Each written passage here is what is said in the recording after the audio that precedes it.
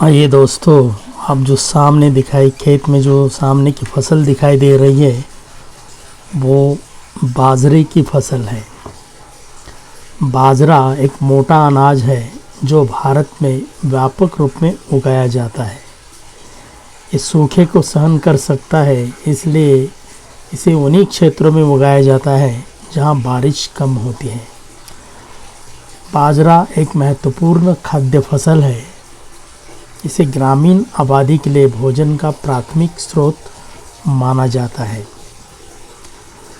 बाजरा एक खरीफ की फसल है जो वर्षा ऋतु में बोई जाती है और जाड़े के आरंभ में काटी जाती है। भारत में बाजरे का उत्पादन लगभग 7.9 मिलियन टन होता है। पंजाब, राजस्थान, महाराष्ट्र, गुजरात, उत्तर प्रदेश, हरियाणा, मध्य प्रदेश, कर्नाटक, आंध्र प्रदेश, तमिलनाडु में बाजरे की खेती होती है।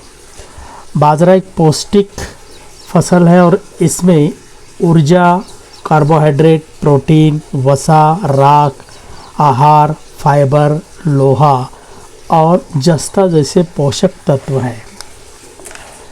बाजरा की रोटी खाने से कोलेस्ट्रॉल के लेवल को भी नियंत्रित रखा जा सकता है। बाजरे में मैग्नीशियम और पोटेशियम की काफ़ी अच्छी स्रोत है, जिसे ब्लड प्रेशर नियंत्रित रखने में सहायता होती है। फाइबर की मात्रा काफ़ी अच्छी होती है जो पाचन क्रिया को दुरुस्त रखने में सहायता रखता है। तो बाजरे में एक अच्छी किस्म के बारे में अगर चर्चा की जाए तो यहाँ HH67-2 ये किस्म सबसे अच्छी मानी जाती है।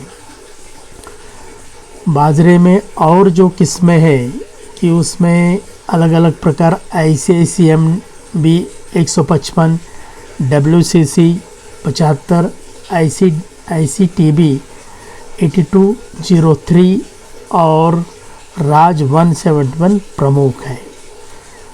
बाजरे की फसल को खास निराई और गुड़ाई की आवश्यकता नहीं होती है, लेकिन अगर फिर भी यदि करते हैं तो पौधे की वृद्धि में काफ़ी अच्छी बढ़त होती है।